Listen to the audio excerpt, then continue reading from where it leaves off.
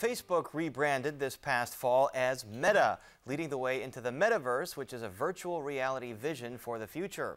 While CEO Mark Zuckerberg is trying to create a new digital world, some are worried that the problems of Facebook and the internet will transfer over, like uncontrolled hate speech or biases in algorithms. One writer argues that to create an inclusive new technological world, people from marginalized communities need to take the lead in shaping it. And joining us to talk about this and more is Breigha Adeyemo, a doctoral candidate at the University of Illinois, Chicago. Breigha Adeyemo, thank you so much for being here. And first off, for our viewers that aren't in the know on this, explain what the Metaverse is. Thank you. I'm glad to be here. Sure, I appreciate that question. So the Metaverse is essentially a network of virtual environments where people use avatars, which are virtual representations of themselves, to interact with other people on the platform, but also with digital objects as well. And so it is sort of envisioned as this next generation of the internet, as CEO of Meta, Mark Zuckerberg, has described it, that is immersive, embodied, which is what the current internet currently doesn't offer us. So it's sort of this next level, next iteration of the internet, where we will be more embodied, more immersive, and really be able to interact with one another, similar to how we interact in the physical world, but also quite different. And you wrote a column recently online saying that as a Black woman, the Metaverse scares you. How come? Well, one of the things that concerns me about the Metaverse is this historical relationship between race and technology. Unfortunately, racism and technology has historically gone hand in hand, and leaving marginalized people to often suffer most from the unintended consequences of new technologies. So algorithms are written by humans, and as we know, humans are inherently biased, and that can seep into the way that coders frame the analysis that underlines their codes. And so these AI software not only mirror the biases and the inequalities in society, but also sometimes make them worse. And so we see that in algorithmic bias in screening job candidates and determining creditworthiness.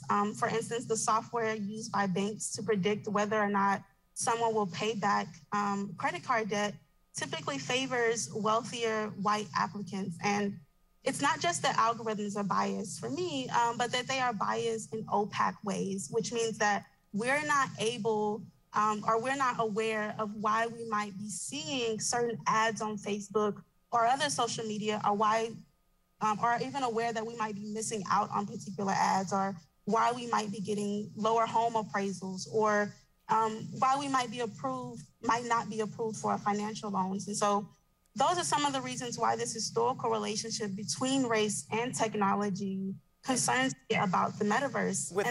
And I'm sorry to interrupt. I was going to say, with respect to Facebook, the algorithms determine what kinds of posts you see, what kinds of advertisements you see. So with respect to the Metaverse, Breigha Adeyemo, what do you think would be a more inclusive vision in building it?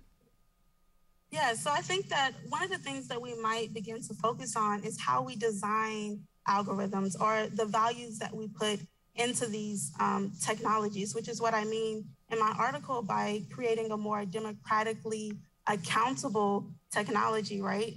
Is that we want to be able to imbue these technologies with values that are just, so that our algorithms promote equality rather than inequality, or that they promote justice rather than injustice. And I think by focusing on how we design these technologies, one might be having more diverse design teams. Another aspect might be to focus on how we approach, or what values we approach design with.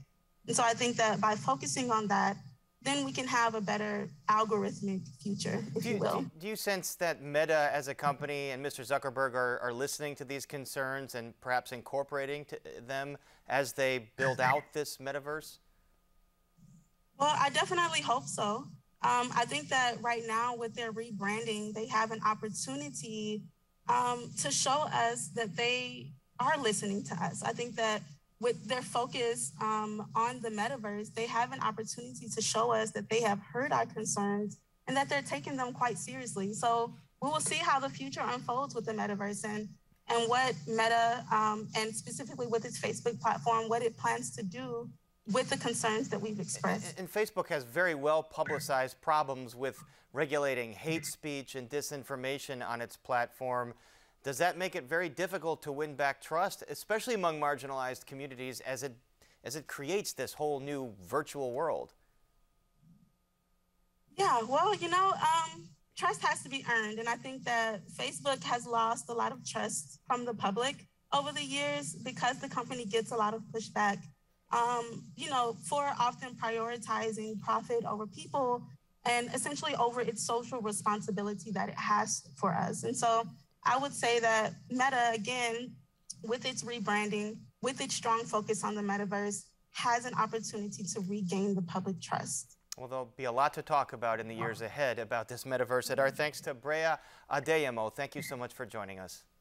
Thank you for having me. Glad to be here.